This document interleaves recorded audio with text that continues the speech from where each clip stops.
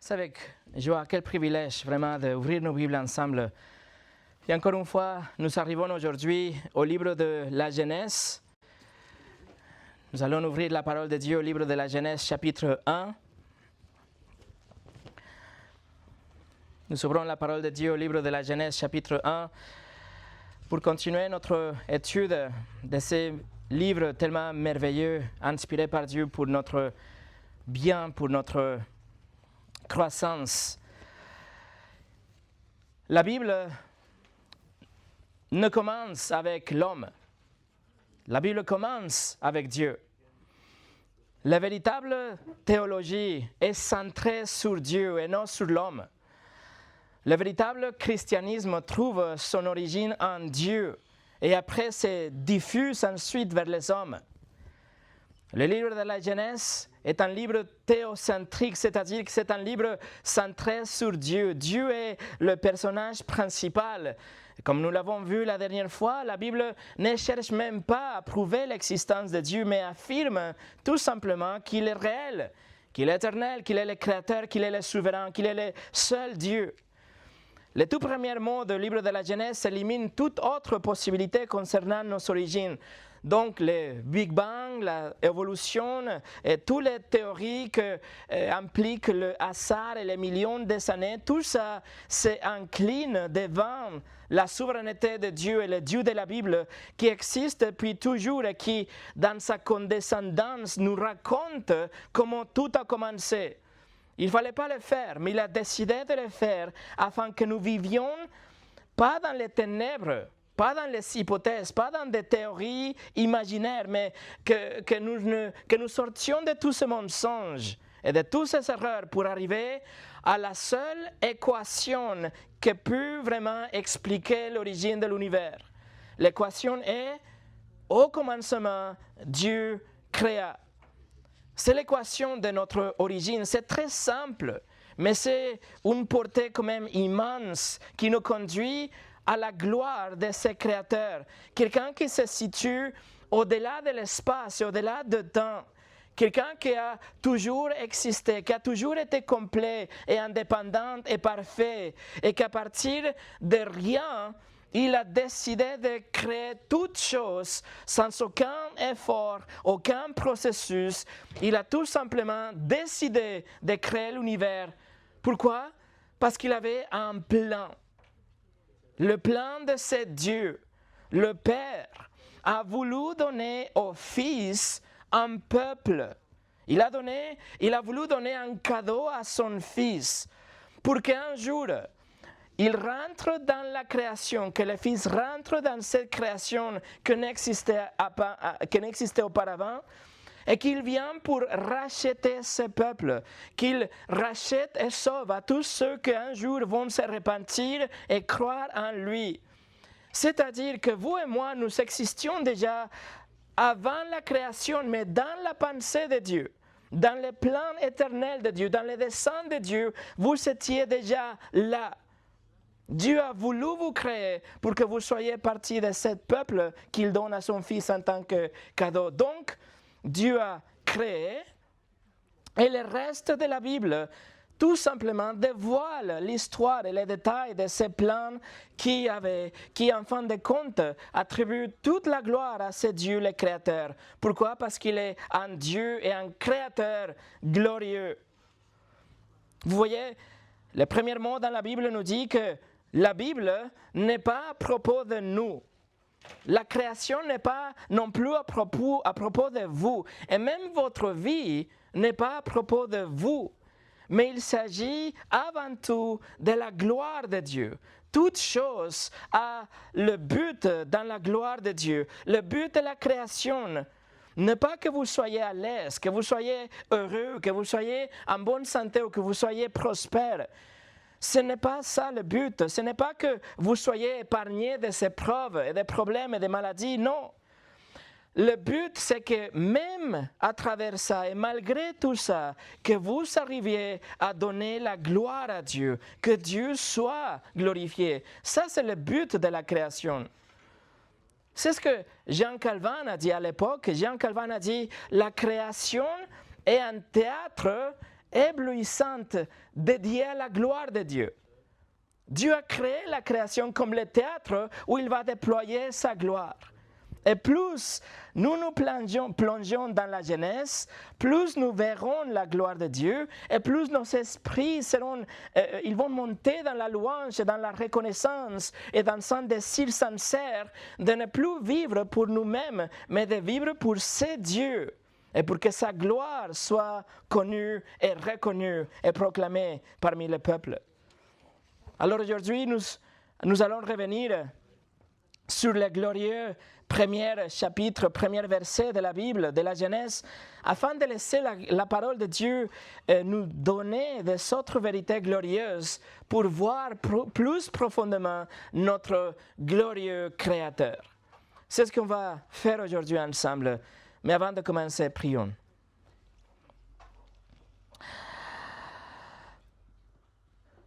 Notre Dieu, tu es glorieux. Mais nous voulons voir plus. Montre-nous à partir de ce texte de la Genèse, de ces tout premiers versets que tu as inspirés. Montre-nous combien tu es glorieux. Seigneur, ne laisse pas personne ici sortir cet après-midi de la même façon qu'ils sont rentrés. Mais que notre cœur monte dans la louange.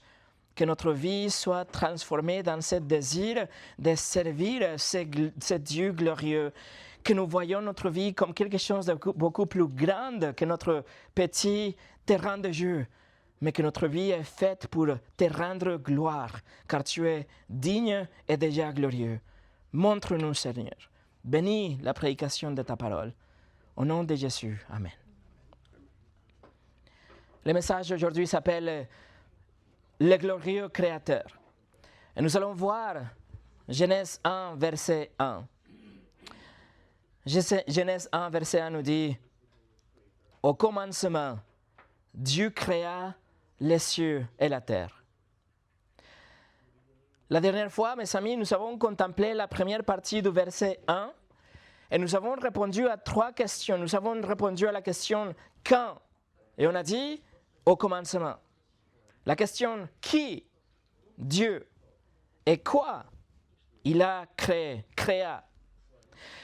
Alors aujourd'hui, nous allons examiner la 12e partie de ce premier verset en considérant le personnage principal de la Bible, bien sûr, et de la création aussi, dont Dieu. Et nous allons voir Dieu sous 4 angles différents. Nous allons voir Dieu créa, Dieu crée, Dieu créera et Dieu le glorieux Créateur. Donc la première chose, Dieu créa. Le premier livre de la Bible avance une information et une affirmation vraiment étonnante. Tout simplement, nous dit dans 3 mots en hébreu, nous dit « Il a créé les cieux et la terre ». Les cieux et la terre. Super simple. Ici, dans la 12e partie de ce verset 1, nous avons cette affirmation que c'est vraiment incroyable pour tout ce qu'elle implique. En fait, le ciel et la terre, ce que nous voyons dans le verset 1 de la Genèse, c'est vraiment le récapitulatif de toute la création. Et le reste de notre chapitre 1, le 6 jours consécutifs de la création, va tout simplement nous dévoiler ou nous décrire ce que signifie les cieux et la terre. Les cieux et la terre, c'est l'ensemble des opposés, les cieux et la terre. C'est-à-dire que ça regroupe tout ce que nous voyons au milieu, tout ce qui existe dans l'univers. En fait, en hébreu, il n'y a pas un mot pour décrire l'univers. Ça n'existe pas quelque chose que ça peut être traduit comme l'univers. Et donc la Bible, parfois, dans l'Ancien Testament, nous voyons l'expression « Dieu a fait le tout, ou toutes choses », quelque chose comme ça, pour désigner la totalité de l'univers. Par exemple, Ésaïe 44, verset 24, nous dit « Ainsi parle l'Éternel, ton Rédempteur. Celui qui t'a formé de ta naissance, moi l'Éternel, j'ai fait toutes choses. Seul j'ai déployé les cieux, seul j'ai étendu la terre. » Donc toutes choses, c'est la même chose que dire les cieux et la terre, c'est l'univers. Mais ici dans la Genèse, Moïse a été inspiré par le Saint-Esprit pour écrire exactement les cieux et la terre, comme si c'était le gros titre d'un journal. Ça fait pour attirer notre attention. C'est quelque chose qui est vraiment frappant, quelque chose que nous donne l'envie de poursuivre la lecture et découvrir qu'est-ce que ça veut dire les cieux et la terre. Et donc, la première chose, les cieux, pluriel, les Hébreux, Hashamayim, pluriel, les cieux. Alors, ces mots, on doit le comprendre comme tout ce que nous voyons visiblement là. Littéralement, ça veut dire les régions supérieures. C'est ce que ça veut dire littéralement le mot. Et donc, ça veut dire tout ce qu'on voit au-dessus de nous. Le ciel, l'atmosphère, là où on voit les oiseaux, là où on voit les nuages, mais aussi l'espace, là où on voit les étoiles et les planètes. Ça, c'est les cieux. C'est l'œuvre magnifique de Dieu qui est à la portée de tous. Il suffit juste de lever les yeux et vous allez voir la magnificence de ce Dieu. C'est ce que le psaume 19 nous le dit, n'est-ce pas? Les cieux racontent la gloire de Dieu et l'étendue manifeste l'œuvre de ses mains. Il faut juste ouvrir les yeux, il faut juste regarder et vous allez voir c'est Dieu, la gloire de ce Dieu. Le psaume 8, verset 1 nous le dit aussi, Éternel notre Seigneur, que ton nom est magnifique sur toute la terre. Ta majesté s'élève au-dessus des cieux. C'est-à-dire que Dieu a fait tout ce que nous voyons là dans les cieux. Il a fait la lune, située à environ 360 000 kilomètres de la terre.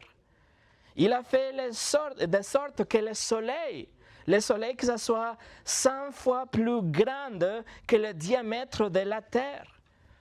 Dieu a fait les étoiles dont la plus proche s'appelle Alpha Centauri et se trouve à 41,3 billions de kilomètres de la Terre. C'est-à-dire que quand vous voyez la lumière qui vient de l'étoile, la provenance de cette lumière est déjà 4 ans de parcours. Elle est 4 ans de retard. C'est ce qu'il a créé. Il a créé aussi la galaxie, notre Voie lactée, qui compte de plus de 100 milliards d'étoiles, mais il existe aussi des centaines de milliards d'autres galaxies et d'étoiles. L'immensité est inimaginable. Et notre Dieu est tellement glorieux qu'il a créé tout ça en un instant et à partir de rien. Notre glorieux Créateur. Dieu a créé les cieux, Dieu a créé le ciel au-dessus de nous, Dieu a créé l'espace là au-delà de notre atmosphère.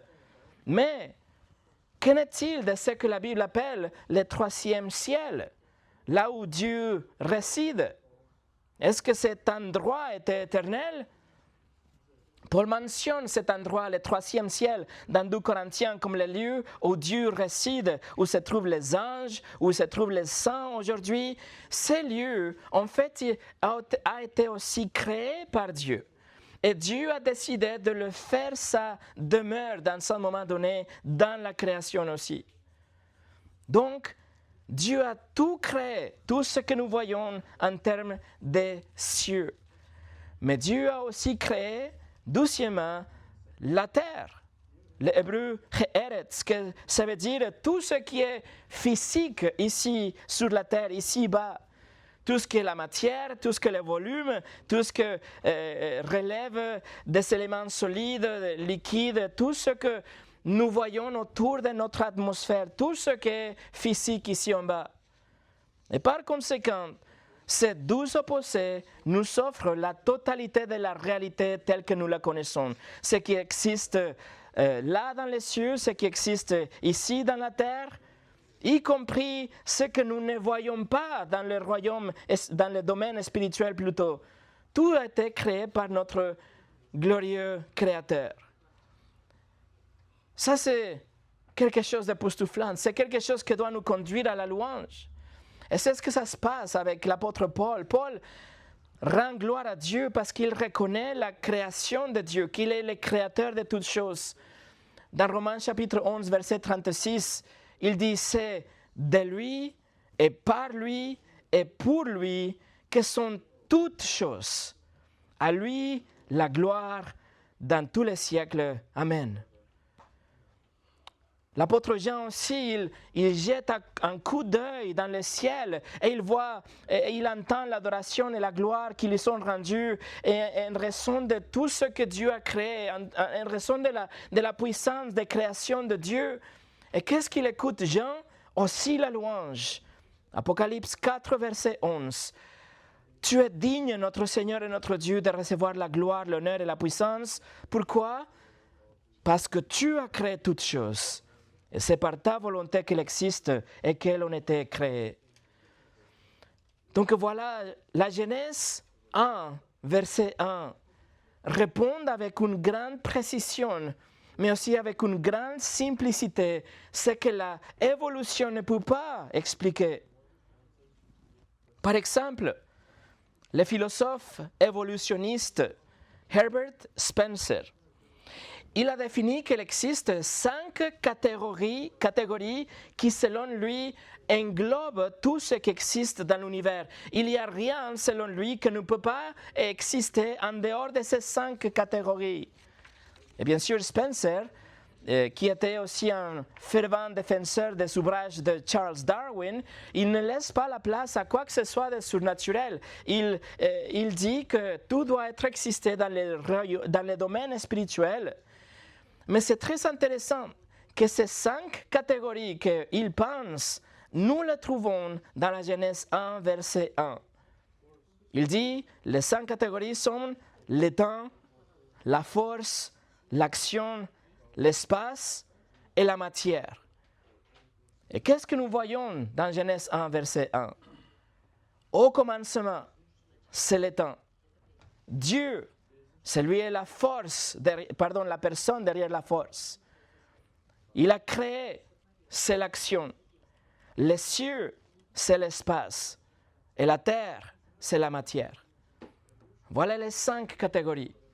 Les évolutionnistes doivent assumer que l'un d'entre eux doit être éternel et après, il doit tenter d'élaborer une théorie qui explique comment les autres seraient apparus et auraient interagi pour rendre compte de nos origines. Mais Genèse 1.1 reçut ce problème.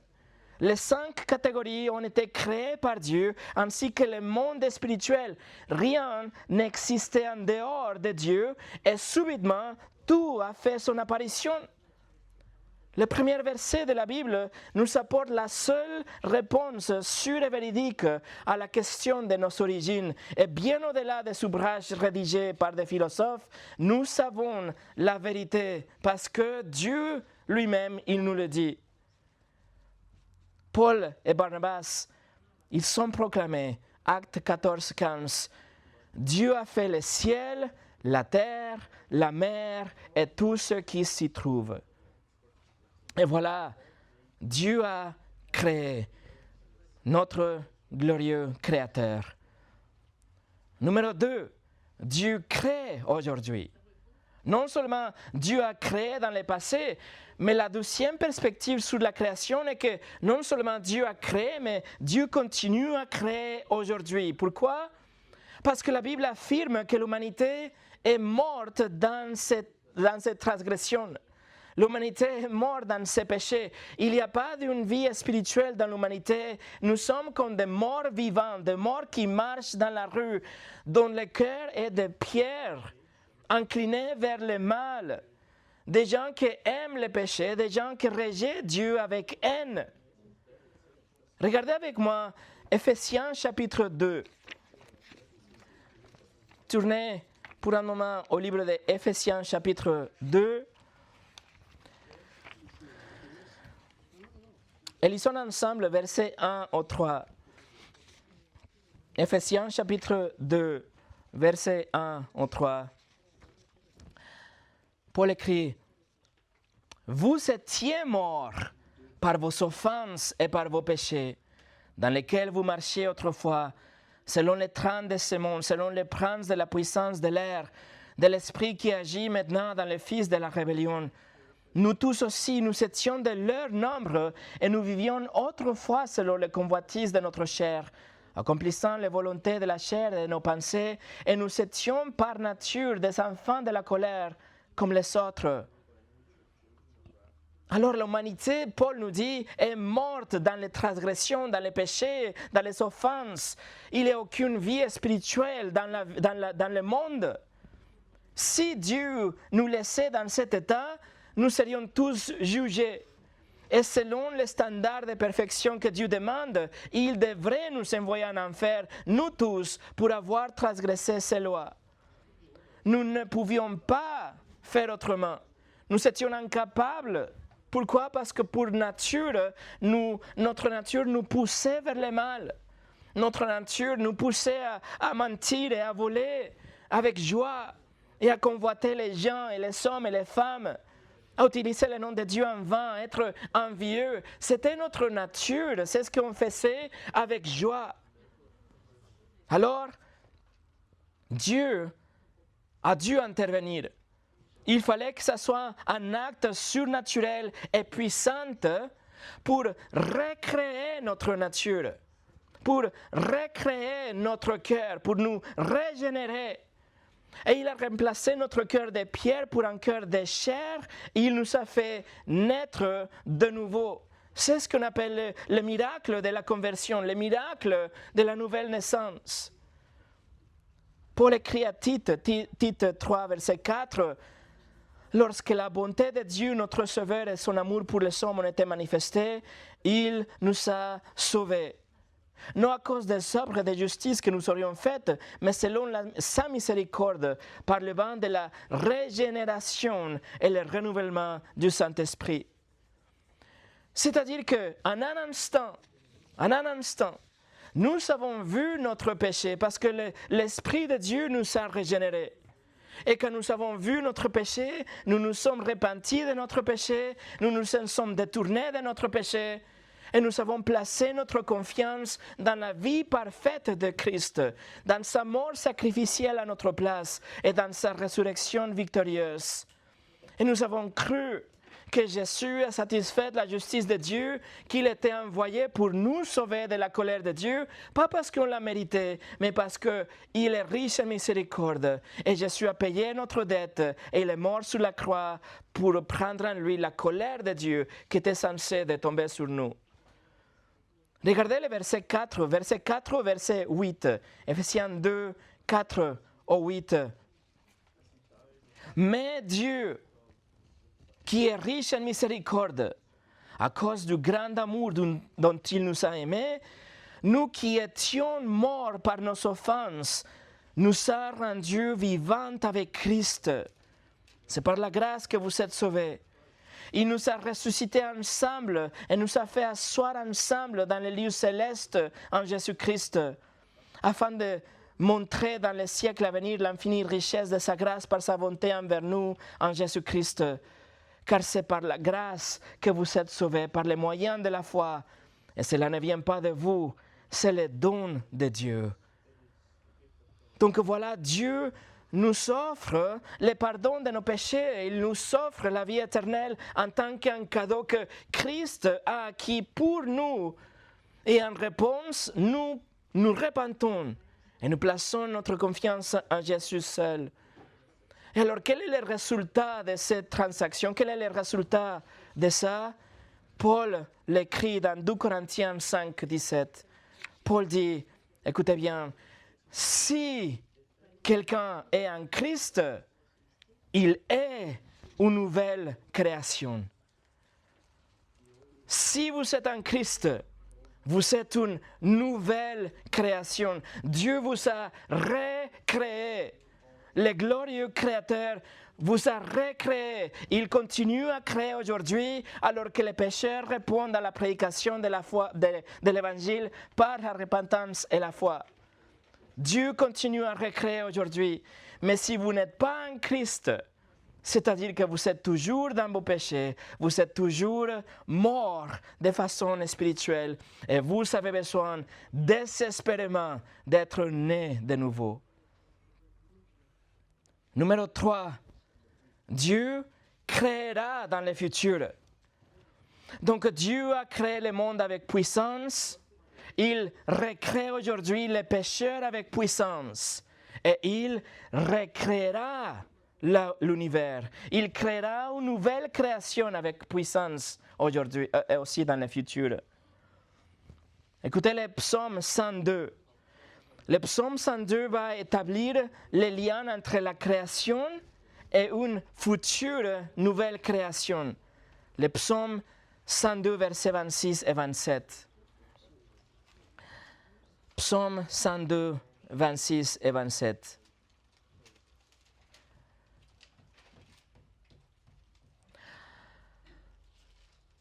Tu as anciennement fondé la terre, et les cieux sont l'ouvrage de tes mains. Ils périront, mais tu subsisteras. Ils se useront tous comme un vêtement. Tu les changeras comme un habit, et ils seront changés. Non seulement Dieu a créé les cieux et la terre, mais un jour, dans un instant et sans difficulté, il va détruire la création présente. Il va détruire l'univers tel que nous le connaissons. Et en un clin d'œil, il la recréera dans un état parfait, tout comme au commencement, mais encore mieux parce qu'elle ne sera plus jamais souillée par le péché. Alors comment cela va-t-il passer? Écoutez, 2 Pierre chapitre 3. Ou allez avec moi à 2 Pierre chapitre 3. 2 Pierre chapitre 3 verset 10 au 13. Voilà comment Dieu va détruire l'univers pour faire la place à une nouvelle création. 2 Pierre 3, 10 au 13. Le jour du Seigneur viendra comme un voleur. Et en ce jour, les cieux passeront avec fracas. Les éléments embrassés se dissoudront et la terre avec les œuvres qu'elle renferme sera consumée. Puisque tout cela est en voie de dissolution, combien votre conduite et votre piété doivent être saintes. Attendez et hâtez l'avènement du jour de Dieu, jour à cause duquel les cieux enflammés se dissoudront et les éléments embrassés s'effondreront. Mais nous attendons, selon sa promesse, de nouveaux cieux et une nouvelle terre où la justice habitera. Alors le Saint-Esprit est en train de révéler à travers Pierre que l'univers tel que nous le connaissons, Dieu le réduira en cendres. Tout sera détruit, mes amis. Tout va être fondu, tout fondra peut-être à la suite d'une réaction atomique surnaturelle. On parle ici de Dieu qui va agir. Tous les éléments, jusqu'au niveau atomique, tout sera désintégré dans une fraction de seconde. Et ça, c'est la préparation pour la nouvelle création, les nouveaux cieux et la nouvelle terre que Dieu promet à travers Pierre, mais qu'il avait déjà promis à travers Ésaïe. Ésaïe 65, verset 17. Ésaïe 65, 17. Dieu dit, je vais créer de nouveaux cieux et une nouvelle terre. On ne se rappellera plus des choses passées, elles ne reviendront plus à l'esprit. Mes amis, cette terre, cette création n'est pas notre foyer.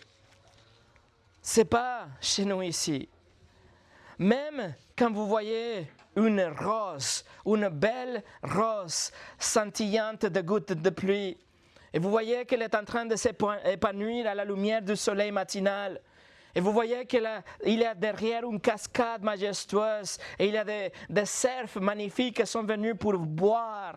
Et il y a des oiseaux qui chantent et embellissent le ciel bleu. Ou encore, imaginez-vous la Terre prise de l'espace, des photos que nous avons vues cette semaine par la navette spatiale Artemis 2, si vous avez suivi le parcours qu'elle vient de retourner de la Lune. Aussi belle que soit la création aujourd'hui, aussi belle que vous voyez la photo de la Terre prise de l'espace, ou l'image de cette rose au lever du soleil, tout ça, mes amis, tout est imprégné par le péché. tout est corrompu, tout est souillé par le péché, tout comme chaque coin de l'univers. C'est pour ça que l'apôtre Paul écrit dans le livre de Romains que toute la terre, tout l'univers, en fait, gémit.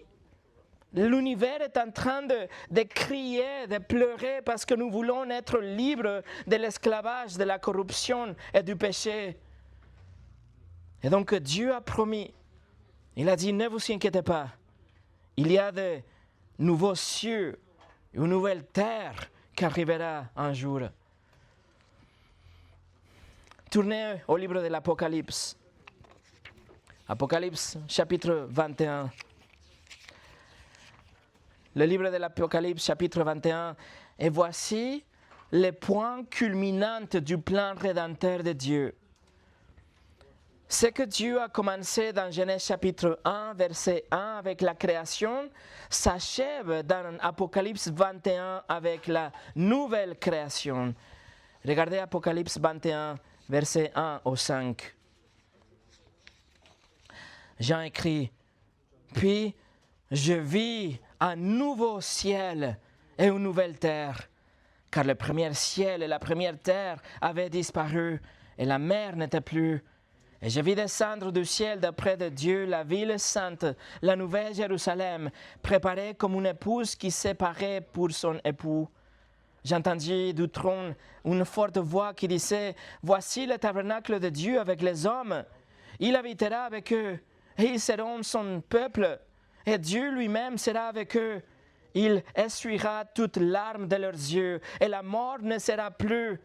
Il n'y aura plus ni deuil, ni cri, ni douleur, car les premières choses ont disparu. » Et celui qui était assis sur le trône dit, « Voici, je fais toutes choses nouvelles. » Et il dit, « Écris, car ces paroles sont certaines et véritables. »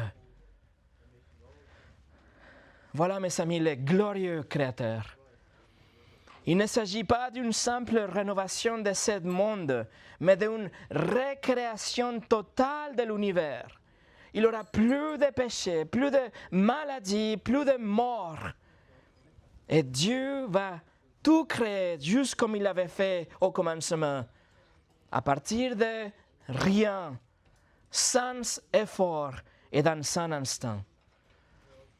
Vous voyez, la Genèse est si fondamentale parce que le moindre doute au sujet de notre commencement jette le doute aussi dans le reste des Écritures, y compris la récréation de l'univers et du cosmos.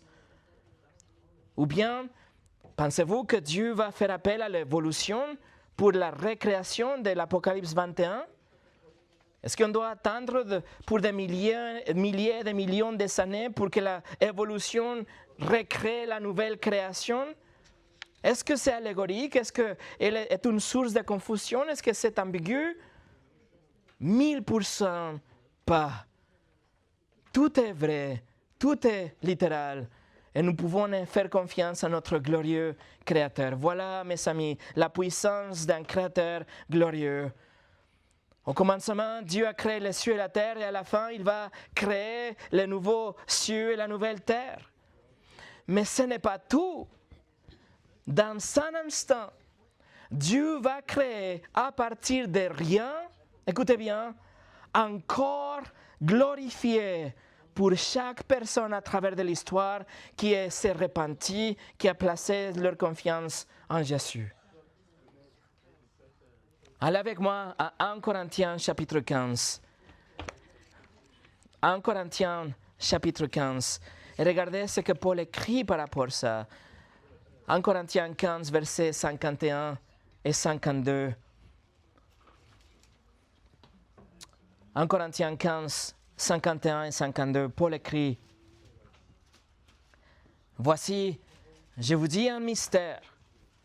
Nous ne mourrons pas tous, mais tous nous serons changés. En un instant, un clin d'œil, à la dernière trompette. La trompette sonnera et les morts ressusciteront incorruptibles. Et nous serons changés. » Aux Philippiens, Paul écrit dans Philippiens 3, 21, il écrit « Dieu transformera le corps de notre humiliation en les rendant semblables au corps de sa gloire. » C'est-à-dire, mes amis, que nos corps seront semblables au corps ressuscité du Christ, des corps glorifiés, adaptés pour vivre éternellement dans une nouvelle terre, dans le ciel, au paradis, adaptés pour être devant la sainteté de Dieu, adaptés à contempler et à communier avec lui pour toute l'éternité, capables de bouger à travers l'espace, à travers la matière, éternellement jeunes, éternellement incorruptibles, éternellement sans péché. Nos corps ne connaîtront ni la douleur, ni les larmes, ni le chagrin, ni la maladie, ni le péché, ni la mort. Ça, c'est le glorieux Créateur, que des millions et des millions de chrétiens seront ressuscités en une fraction de seconde, sans aucun problème. Pas de problème, pas de questions, sans doute, sans théorie. Dieu est capable de faire ça, comme il était capable de créer tout à partir de rien. Et voilà notre glorieux Créateur. Voilà celui qui mérite toute la louange et toute la zèle de notre cœur pour lui rendre service. Spurgeon a dit, je soutiens qu'une seule phrase tirée de la parole de Dieu est plus certaine et plus puissante que toutes les découvertes de tous les savants de tous les temps. Numéro 4. Dieu, glorieux Créateur. Donc Dieu a créé, Dieu crée, Dieu créera. Et voilà notre Dieu, le glorieux Créateur.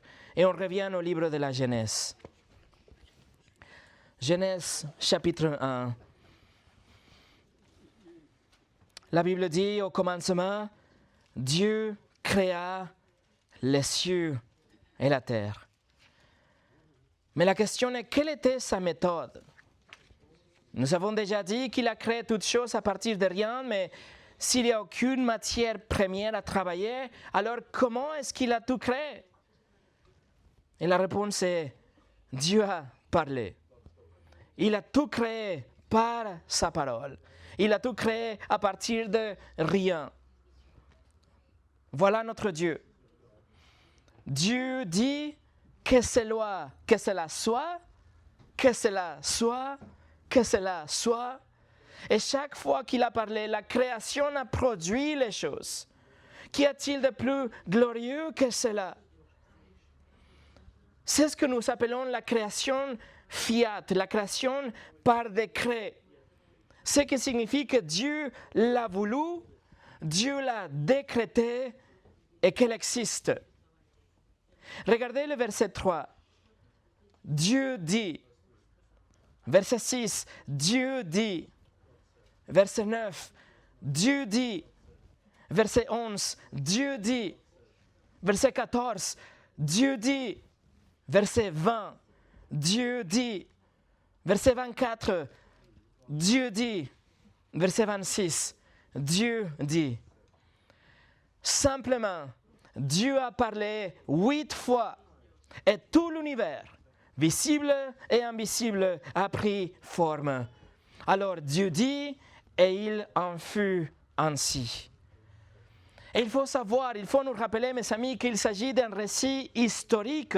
Ce n'est pas la poésie, ce n'est pas quelque chose que quelqu'un a imaginé pour embellir, faire plus beau un récit. Non, c'est l'histoire ici.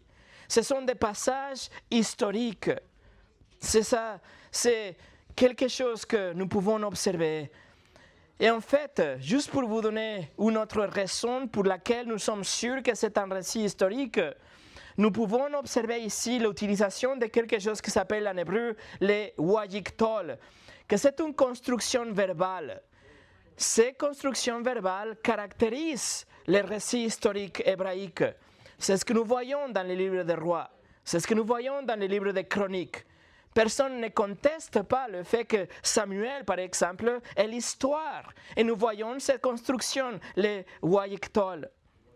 Donc, Un professeur de Masters University, Stephen Boyd, il a analysé des passages dans le livre des Rois dont personne ne conteste qu'il s'agit de passages narratifs, historiques, et il a constaté que cette forme en hébreu apparaît encore plus fréquemment dans la Genèse que dans le livre des Rois. Donc, alors Dieu dit, et il en fut ainsi. C'est ce type de construction qui nous dit que grammatiquement, c'est un récit historique. Écoutez le psaume 33, verset 6. Les cieux ont été faits par la parole de l'Éternel, et toute leur armée par le souffle de sa bouche. Verset 9. Car il a dit, et la chose arrive. Il ordonne, et elle existe. Ça, c'est le même type de construction verbale, le Wayiktol. Dieu a parlé, et c'est produit. Il n'y a pas de temps au milieu, il n'y a pas de processus au milieu, il n'y a pas d'évolution au milieu, il n'y a pas de millions et de milliards d'années. C'est quelque chose d'instantané entre le moment où il a parlé et que c'est produit. C'est ça, c'est zéro, c'est instantané. Alors comment c'est possible? Et la réponse est simple, c'est parce que la définition même de Dieu, c'est ce qu'il peut faire ça. Si Dieu n'était capable de faire ça, alors Dieu serait un Dieu faible. Il serait un Dieu insignifiant, un Dieu que nous ne pouvons pas lui faire confiance. C'est un Dieu qui ne peut pas nous aider dans nos faiblesses, dans nos problèmes. Il ne peut pas nous sauver éternellement, il ne peut pas pourvoir à nos besoins. Mais voilà, Dieu est plus que capable. Dieu l'a fait parce qu'il est Dieu. Et pour finir aujourd'hui, la Bible affirme alors sans relâche et avec force que Dieu a tout créé à partir de sa parole. C'est la parole de Dieu, la puissance créatrice de Dieu réside dans sa parole. Le livre de Hébreux, chapitre 11, verset 3, dans le Nouveau Testament, nous dit « C'est par la foi que nous reconnaissons que l'univers a été formé par la parole de Dieu. » En sorte que ce qu'on voit n'a pas été fait des choses visibles. La parole de Dieu. Et en fait, selon la conception juive, la parole de Dieu a toujours été puissante à travers de l'histoire, pendant la création bien sûr, mais aussi quand il s'est adressé à Abraham, par exemple, la parole de Dieu a conclu une alliance avec Abraham. Avec Moïse, c'était la parole de Dieu qui a donné les 10 commandements, la loi à Moïse. Lorsque Dieu a parlé à Salomon au sujet de la reconstruction du temple, c'était la parole puissante de Dieu. Lorsqu'il s'est exprimé par l'intermédiaire des prophètes, c'était la parole de Dieu qui était la puissance de Dieu. Ça, c'était pour les Juifs. Et pour les non-Juifs, pour les Grecs, la conception de la parole était compris comme l'ordre impersonnel de l'univers. C'était comme la force qui existe dans l'univers. Les Grecs reconnaissaient qu'il y avait une sorte de quelque chose qui soutenait l'univers, une force qui soutenait toutes choses. Ça, c'était la conception grecque. Alors, gardez ça dans l'esprit. Pour les Juifs, c'était le pouvoir de Dieu.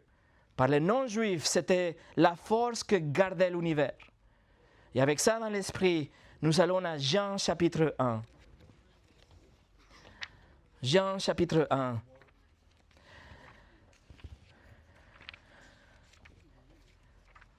Jean chapitre 1, verset 1 au 3. Au commencement était la parole. Et la parole était avec Dieu, et la parole était Dieu. Elle était au commencement avec Dieu. Toutes choses ont été faites par elle, et rien de ce qui était fait n'a été fait sans elle. L'apôtre Jean présente la parole, tantôt grec comme juif. Pour les Grecs, comme celui qui a créé, qui ordonne l'univers, la force qui contrôle l'univers aujourd'hui. Et pour les Juifs, comme la puissance de la parole même de Dieu. Jean écrit ici au verset 3 que la parole a tout créé. il nous dit clairement que rien n'existe sans la volonté et la puissance de la parole de Dieu, ce qui correspond exactement à ce que nous venons de voir dans la Genèse. Mais ensuite, il révèle l'identité de la parole. Et il nous dit au verset 14, Jean 1, verset 14, « Et la parole a été faite chair, et elle a habité parmi nous, pleine de grâce et de vérité. Et nous avons contemplé sa gloire, une gloire comme la gloire du Fils unique venu du Père. » Alors la parole éternelle de Dieu, la parole qui a créé dans Genèse chapitre 1, verset 1, a pris forme humaine et a vécu parmi nous. En lisant ce verset, le verset 1, on nous présente ces paroles qui existaient hors de l'espace, en dehors du temps, même avant la création. La parole était déjà là. Mais quand vous arrivez au verset 14, il nous dit qu'il ne s'agit pas d'une force impersonnelle. Ce n'était pas une simple énonciation, ce n'était pas juste le son de la parole de Dieu. Mais il nous dit que la parole s'est incarnée. La parole est devenue une personne et cette personne a habité parmi nous. Alors qui est la parole? Le Seigneur Jésus-Christ. Et alors pour les lecteurs juifs, Jean dit, Jésus est l'incarnation de la puissance de la création de Dieu, l'incarnation de la royauté de Dieu, toute cette puissance que vous voyez dans l'Ancien Testament à travers la parole de Dieu, que ce soit Abraham, à Moïse, Salomon, les prophètes, voilà la parole de Dieu qui était incarnée. Et pour les Grecs, pour les non-juifs, Jean dit que Jésus est la sagesse, l'ordre de l'univers, que le contrôle souverain de l'univers se trouve dans la même personne. La personne, la parole est devenue une personne, Jésus. Et c'était Jésus, la parole de Dieu alors, qui a créé la création. C'est le Seigneur Jésus-Christ qui a créé la création. Jean affirme clairement que rien n'existe si ce n'est parce que le Seigneur Jésus-Christ l'a créé. Et l'apôtre Paul explique aussi dans Colossiens 1, chapitre 1, verset 16, Paul dit, en lui, en parlant de Jésus, en lui, on était créé toutes les choses qui sont dans les cieux et sur la terre.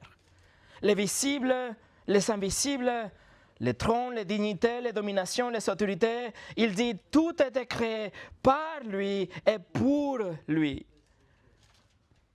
Mes amis, prenez bien conscience de ceci.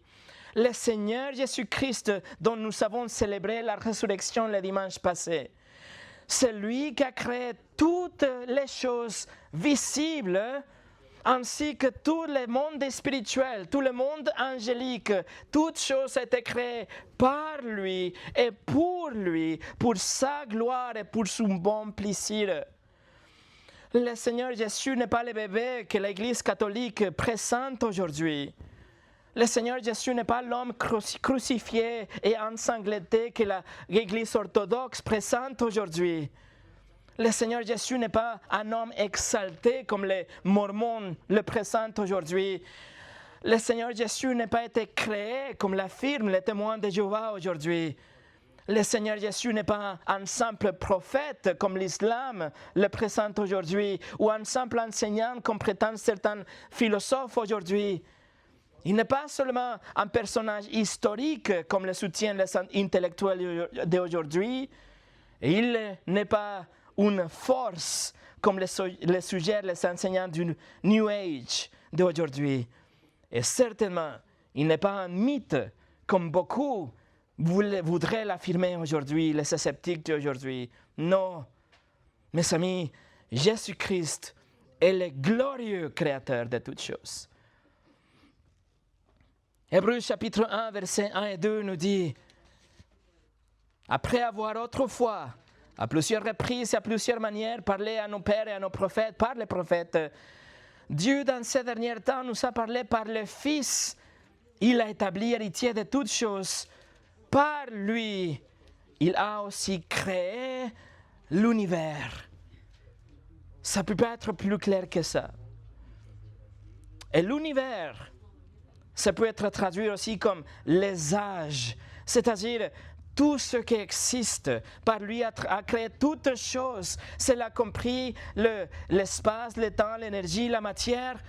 L'univers tout en entier a été créé par lui et c'est lui qui le fait fonctionner aussi aujourd'hui dans son intégralité. Il a créé le bois sur lequel il était crucifié. Il a créé le fer qui transpercerait ses poignets. Il a créé la chair qui serait déchirée lors de la crucifixion. Il a créé même le sang qu'il allait verser un jour.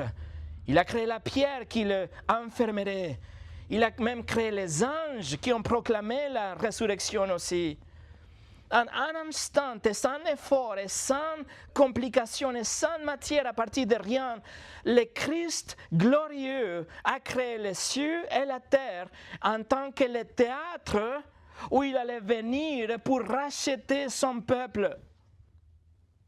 Alors ne vivons pas pour nous-mêmes, mes amis. Il ne faut pas vivre à la recherche des plaisirs éphémères ou des gains matériels.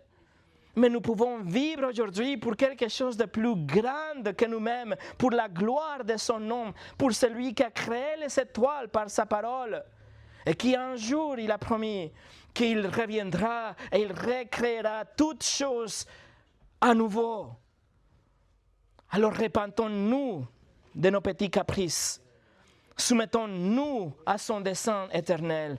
Proclamons son évangile afin que des autres personnes, des pécheurs, soient renouvelés, recréés par sa grâce. Et adorons-le de tout notre cœur, car seulement lui, il est digne. Notre glorieux Créateur, Christ, le glorieux Créateur. Psaume 148, versets 1 au 5. Louez l'Éternel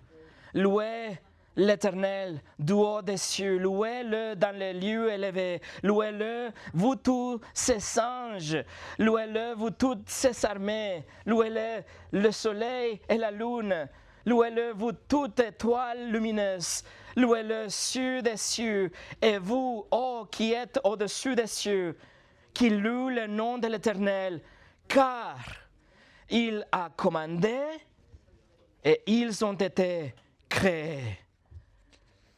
Amen. Prions ensemble.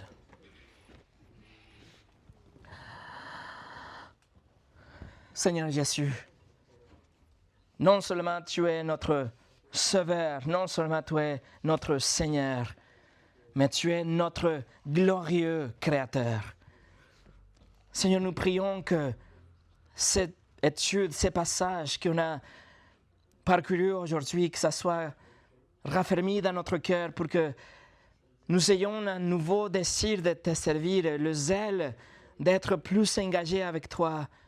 Donne-nous, Seigneur, l'envie de vivre pour toi et pas pour nos petits caprices ici en bas. Seigneur, nous voulons te connaître et te proclamer en tant que le Dieu créateur de l'univers. Seigneur Jésus, merci que tu as mis en place ce théâtre pour après venir donner ta vie et racheter ton peuple. Et merci que tu es toujours à l'œuvre de recréer tout ce qui vient à toi aujourd'hui avec un cœur humble dans la repentance et la foi. Seigneur, à toi soit la gloire pour toujours. Au nom de Jésus, Amen.